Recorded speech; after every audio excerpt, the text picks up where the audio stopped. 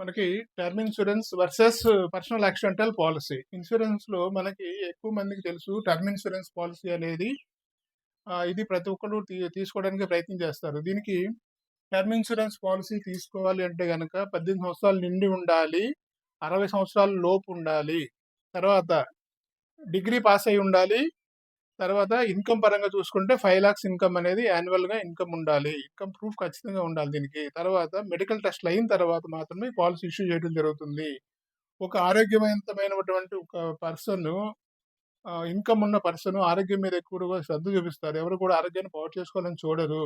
కాబట్టి ఈ term insurance policy maximum claim అవ్వాలంటే గనక 80 సంవత్సరాలు పైబడిన తర్వాత మాత్రమే క్లెయిమ్ వస్తదని నా అభిప్రాయం ఇక్కడ. ఎందుకు అంటే గనక మంచి ఇన్‌కమ్ ఉంది. అంతా బానే ఉంది. వాడు హెల్త్ మీద బాగా కండిషన్ లేదు. ఎందుకు మరి టర్మ్ ఇన్సూరెన్స్ వల్ల ఏంటి ఉపయోగం? టర్మ్ ఎప్పుడు నేచురల్‌గా చనిపోతే లేదా యాక్సిడెంటల్‌గా చనిపోతే మాత్రమే డబ్బులొస్తాయి అక్కడ. యాక్సిడెంట్ అయ్యి చనిపోయినా డబ్బులొస్తాయి. నేచురల్‌గా చనిపోయినా డబ్బులొస్తాయి. యాక్సిడెంట్ అనేది ఎప్పుడవుతది? ఎప్పుడైనా జరగొచ్చు. Any time. కానీ నేచురల్‌గా చనిపోవాలంటే 80 ఏళ్ళు దాటిన తర్వాతే. ఆరోగ్యవంతమైన వ్యక్తి 80, 85 సంవత్సరాల లోపు చనిపోవడం అనేది ఇంపాసిబుల్ నాకు తెలిసినంత వరకు కూడా. కాబట్టి ఇదెప్పుడు ఉపయోగపడతదంటే 80 ఏళ్ళు, 90 ఏళ్ళు దాటిన తర్వాత ఉపయోగపడతది క్లెయిమ్ అనేది. కానీ ఇక్కడ పర్సనల్ యాక్సిడెంటల్ పాలిసీ వచ్చేసరికి ఇది 18-65 సంవత్సరాల లోపు వాళ్ళకి ఇస్తామండి పాలిసీ. ఇందులో చాలా తక్కువ ప్రీమియం ఉంటది. ఇక్కడ ఏజ్ ప్రకారంగా ప్రీమియం చాలా ఎక్కువ కూడా ఉంటది. 40, 50 ఏజ్ వాళ్ళకి చాలా ఎక్కువ ఉంటది. 3 టైమ్స్, 4 టైమ్స్ ఉంటది. పర్సనల్ యాక్సిడెంట్‌ల పాలిసీ చాలా తక్కువ ప్రీమియం ఉంటది. 10,000 లోపే ఉంటది. ఇది 18-65 ఏళ్ల వరకు ఒకే ప్రీమియం ఉంటది. ప్రీమియంలో మార్పు అనేది ఉండదు.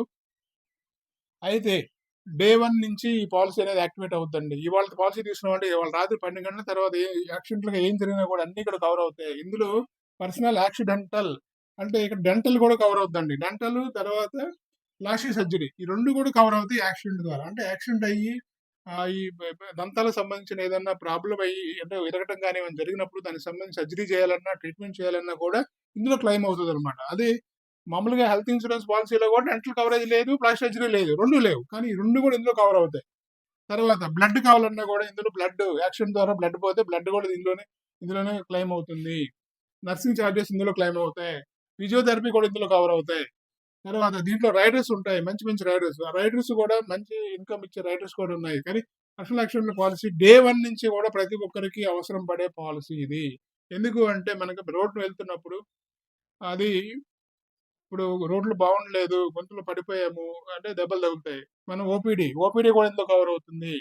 తర్వాత కుక్కలు కొట్టుకుంటూ ఉంటాయి. మనం వెళ్తున్నప్పుడు సడెన్‌గా వచ్చి అడ్డుపడతాయి. అప్పుడు ఖచ్చితంగా దెబ్బలు తగులుతాయి. కాలో, చెయ్యో ఇరుగుతది. లేదు పందిలు అలా రోడ్ల పక్కన వెళ్తుంటాయి. పందులు ఒక్కోసారి సడెన్‌గా అడ్డు వచ్చేసి తగులుతాయి. పంది గనక తగిలిందనగా మనకు కొంచెం 40 స్పీడ్‌లో ఉన్నా సరే ఖచ్చితంగా కాలో, చెయ్యో ఇరుగుతుందండి. నేను చాలా మందిని గమనించాను.